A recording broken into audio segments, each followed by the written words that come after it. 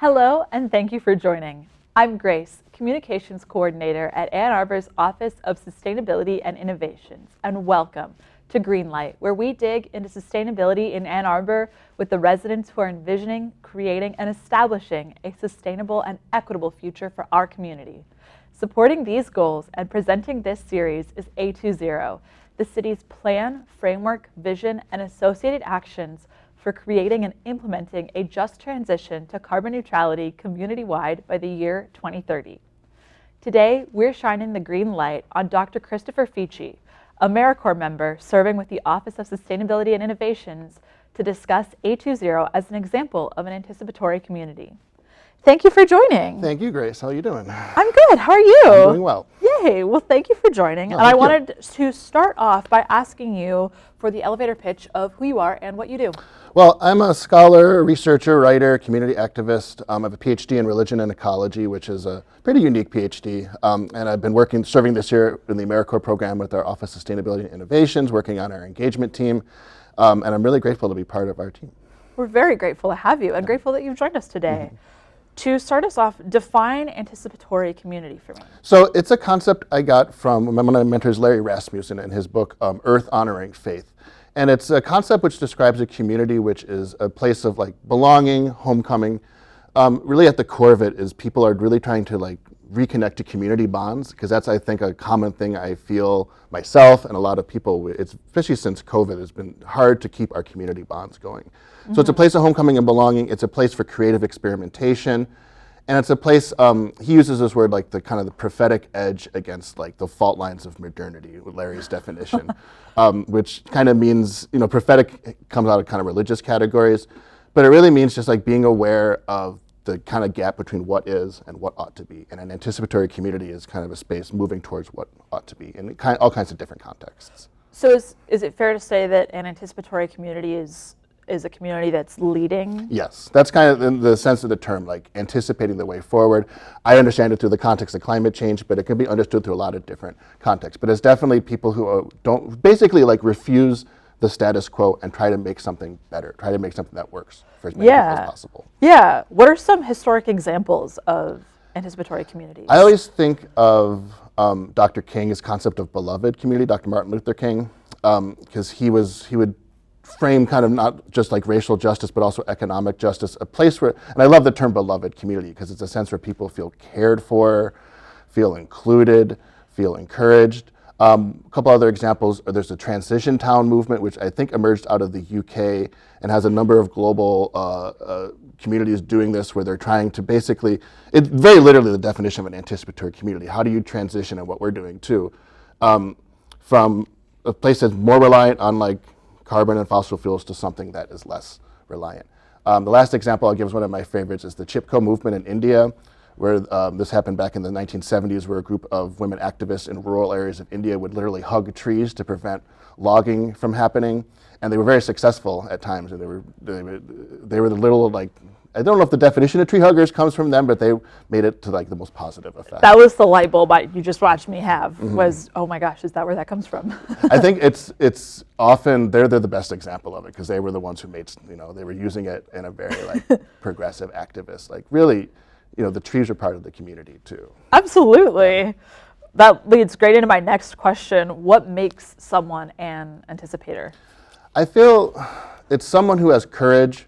And I mean, we look at this in our daily lives, like it's hard for people to change, it's human nature.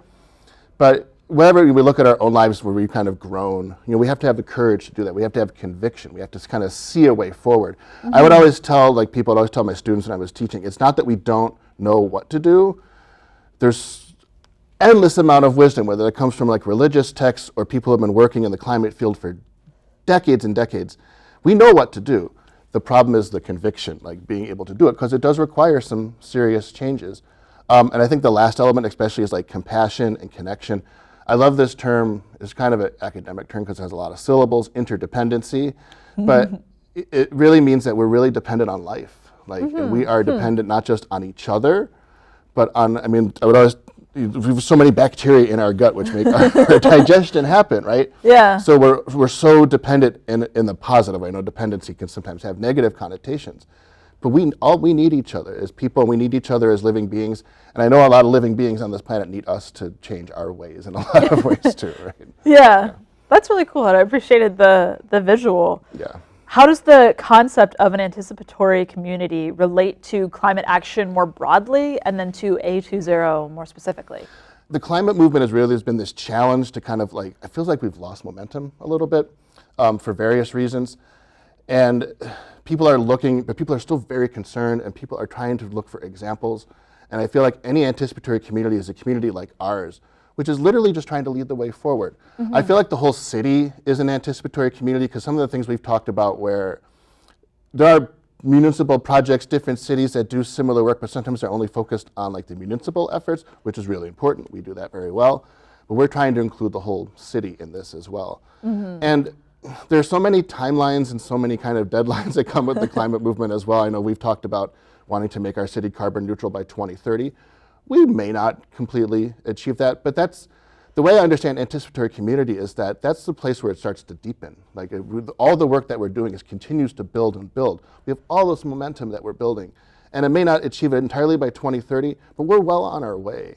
And I feel like that is, like, we are such a great example and a great inspiration for others too. Yeah, and 2030 isn't a pass-fail. We're not all going home in 2030. We're spending this time, as you said, deepening those bonds and building that foundation, or building on top of the foundation that's already there to keep going and see what happens beyond 2030. Yeah. What A20 projects or themes best reflect this anticipatory spirit? It was hard to narrow this down because I don't want to leave anybody out because I feel like literally everything we're doing is in that anticipatory vein. But there's a couple of things I wanted to focus on. I really like our plan. When I started working in our office back in November, we spent time reading the plan. Some light reading material. Fun reading for me. Our themes are equity, sustainability, and transformation. Those are all incredibly important things. Equity, when I was teaching a class on social justice, that was the first lesson I would teach. Well, what is equity? What do people need to get to a space where we have equality? Yeah. Sustainability, obviously, but the transformation part is really important because we are really trying, like, to make a city carbon neutral is a tremendous, like, opportunity and a tremendous goal. So I like that transformation is the engine, the fuel of anticipation. Or maybe it's the other way around. Anticipation is also the fuel and engine of transformation. It's cyclical. Yeah, right? They reinforce each other. I love our ambassadors program because that's an example of where we're drawing the whole city into our anticipatory work, giving people a chance to feel empowered. The resiliency hubs that we have too are really important because I think, like, we know from the science that we're facing changes, we're going to face further changes. How do we make our communities more resilient? And I always think of resiliency in the sense of how we're able to better care for each other. Yeah. And I always think about what the activist and writer Naomi Klein says, climate change, oddly enough, is an opportunity to create the just society that we want to live in. And the last thing that really comes to mind, because I'm spending some time there, is our Bryant Project, because I think it's such a great, like, little a case study, or like our project where we're trying to put geothermal into action, put our SEU into action. And helping a community that has, the history of Ann Arbor has sometimes been neglected. So, it's kind of, I always feel like Bryant's our anticipatory community within our anticipatory community. That's fantastic. And I really appreciated the ways you've talked about opportunity and compassion and coming together. I think the spirit of it is also the fuel that's there, which kind of ties into my next question. Can anyone be an anticipator? Yeah, anyone can. Anyone is. I'm always careful because I don't think my mentor Larry Rasmussen ever framed it this way. It's not like it's something where you have to change your definition of your community to be anticipatory. It's like another framing which helps people deeper into their work. It's a way to kind of understand their work more deeply. When I was writing my doctoral dissertation on this, I thought about anticipation as this, like, emotion or this feeling, as a contrast to a lot of the doom. Larry would say doom and gloom from womb to tomb that we feel. Think about when you're, like, falling in love with somebody, or I kind of came at it from, like, a religious background, and you feel kind of deep spiritual connection, or just like that feeling of excitement that pulls you forward, like literally, like pulls you forward.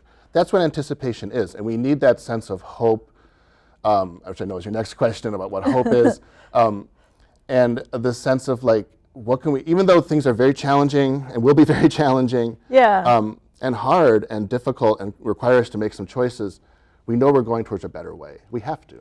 Yeah, and that's where we create that hope, is in seeing it in each other and falling in love with each other and with our community. Yeah, it's like it's this. We can dwell quite a bit on the dark sides of human nature, but human nature, we have so much capacity. I always feel like if we got ourselves into this mess, we can get ourselves out of it at some point too. That's really hopeful. I appreciate you saying that.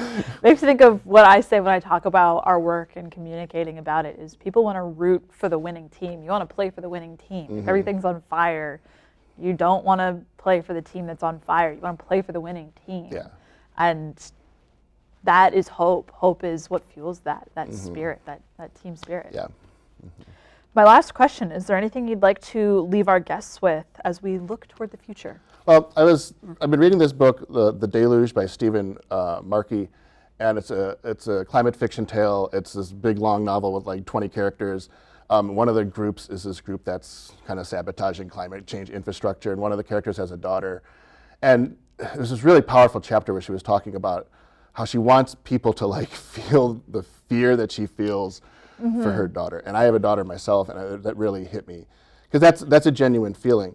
I also want people to feel the hope I feel for the world I want to help bring my daughter into, and the world I hope she participates in creating too. I think sometimes like anticipation is a very personal feeling that is something that comes out of our relationships and our friendships and our community. And I just really want to emphasize, like, it's an energy, it's an emotion that makes our strategies work, right? And makes our storytelling feel very compelling, because we've talked quite about this. It's a narrative struggle out there to get people to understand.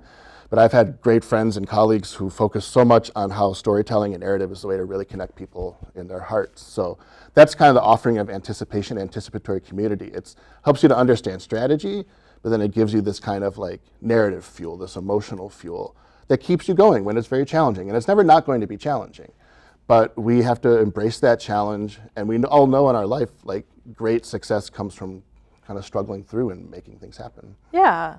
Thank you. Thank you for that perspective and for the hope and the compassion that you see in our work. I know that perspective is greatly valued. Yeah. Thank you, Grace. Thank you for joining. You can learn more about the programs mentioned and A20 by visiting a20.org.